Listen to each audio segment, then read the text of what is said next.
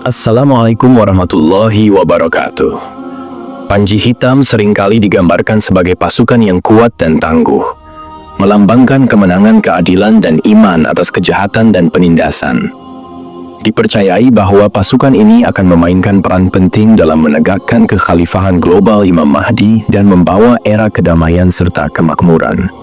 Meskipun konsep inti mengenai panji hitam tetap konsisten, terdapat variasi dalam detail mengenai asal-usul, komposisi, dan perannya dalam berbagai riwayat.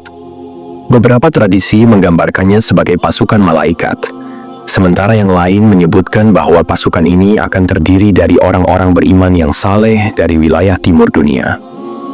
Para ulama Islam umumnya memandang panji hitam sebagai representasi simbolis dari para pendukung setia Imam Mahdi, bukan sebagai pasukan fisik yang literal.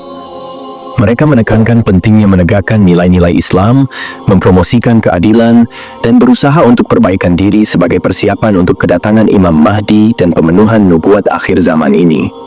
Sebelum melanjutkan pembahasan, kami mengajak Anda untuk mendukung saluran Ibnu Khalid dengan cara menyukai, berlangganan, dan menuliskan pendapat Anda mengenai pembahasan kali ini di kolom komentar. Bismillah, mari kita mulai. Siapakah sebenarnya panji hitam dari timur yang dimaksudkan? Abdullah bin Ishaq al-Washiti al-Naqid telah menceritakan kepada kami. Ia menyampaikan dari Yahya bin Ishaq yang mendengar dari Yazid bin Hayyan.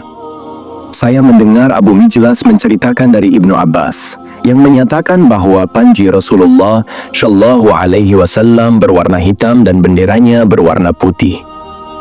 Dalam Sunan Ibnu Majah, terdapat hadis yang menyatakan bahwa Al-Mahdi beserta laskarnya akan muncul dari timur.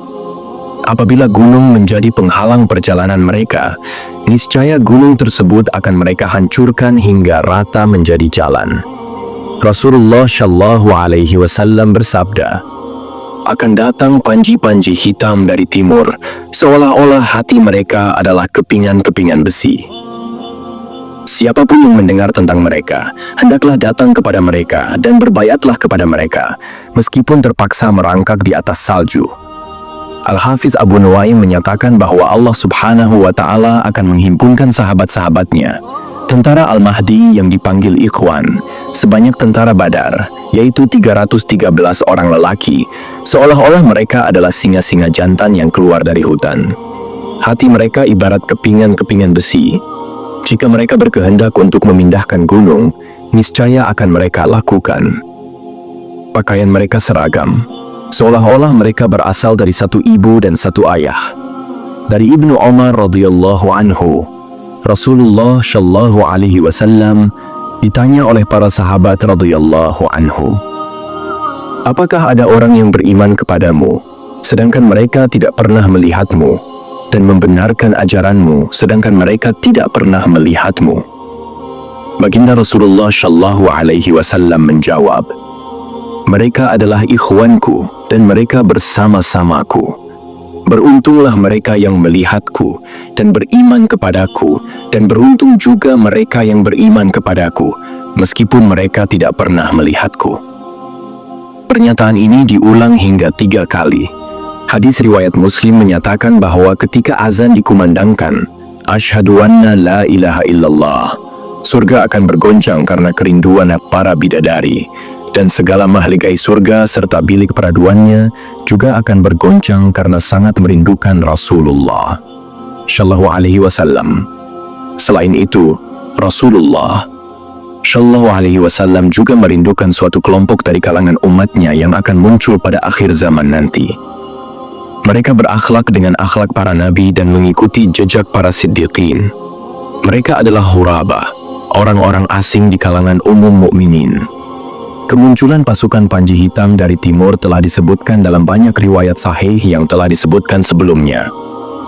Beberapa ulama menyebutkan bahwa kedatangannya berasal dari wilayah Khurasan di sebelah timur negara Iran.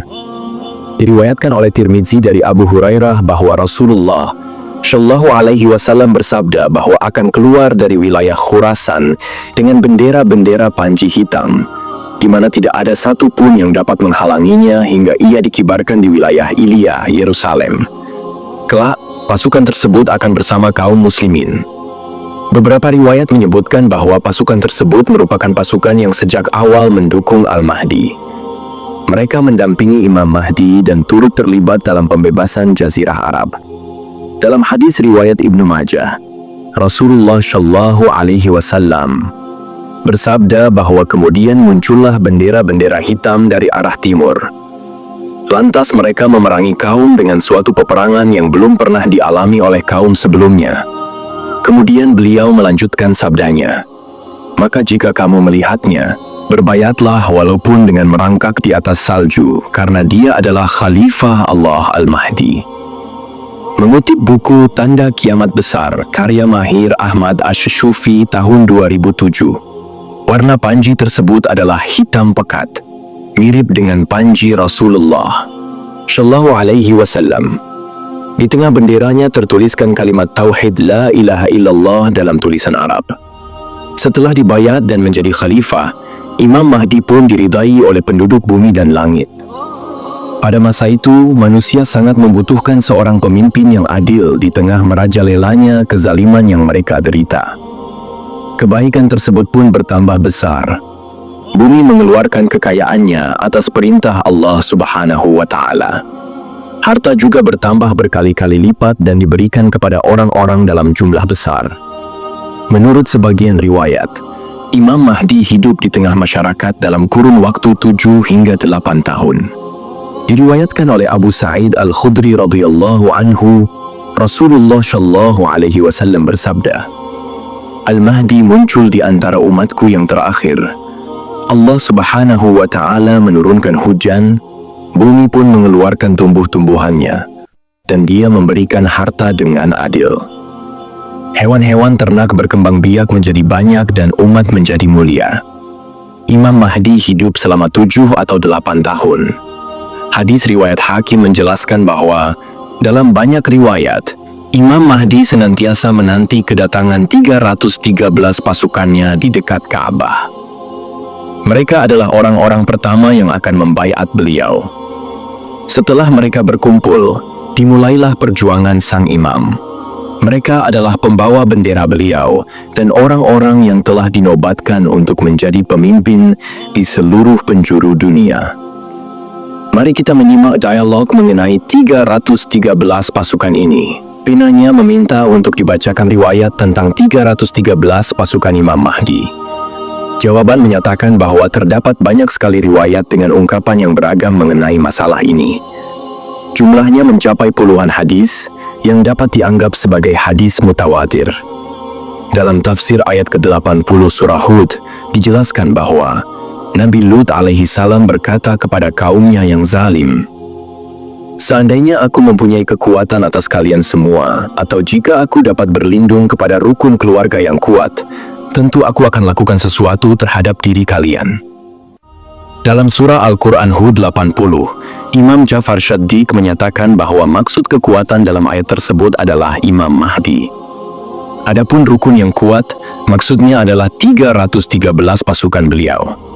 Dalam riwayat lain, Imam Bakir pernah berkata, "Seakan aku menyaksikan 313 pasukan itu datang dari Najaf Kufah, seolah-olah hati mereka bagai potongan baja." Penanya bertanya, apakah hingga saat ini masih belum ada 313 orang yang menjadi sahabat setia Imam Mahdi, sehingga beliau dapat ditampakkan dan tampil menyelamatkan umat manusia? Jawaban menyatakan bahwa 313 orang tersebut memiliki beberapa kriteria khusus yang tampaknya dunia masih belum layak untuk mempersembahkan segelintir manusia seperti mereka. Penanya melanjutkan, misalnya seperti apa kriteria itu?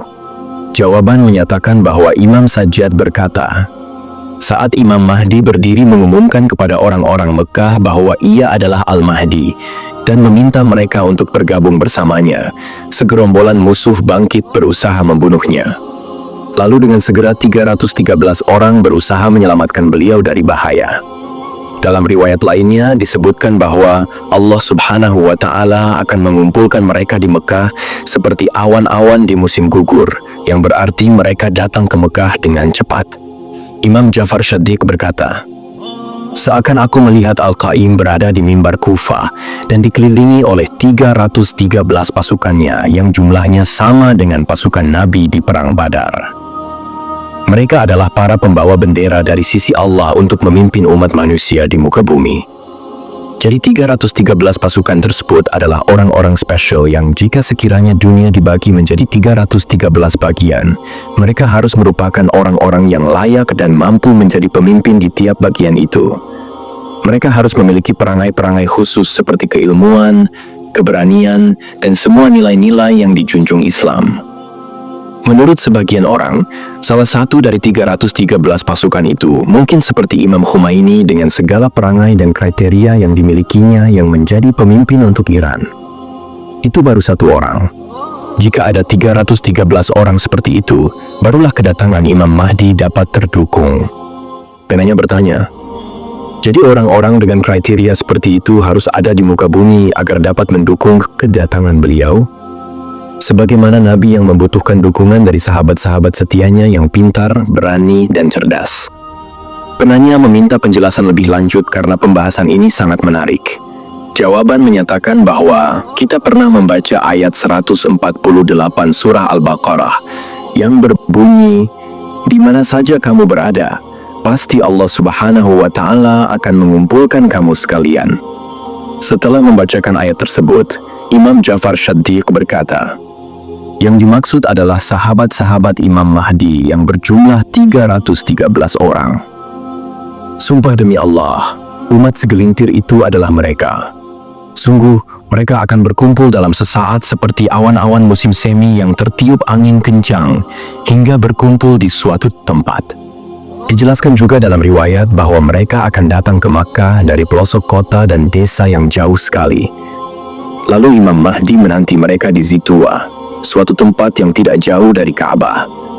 Mereka adalah orang-orang pertama yang membaiat Imam Mahdi.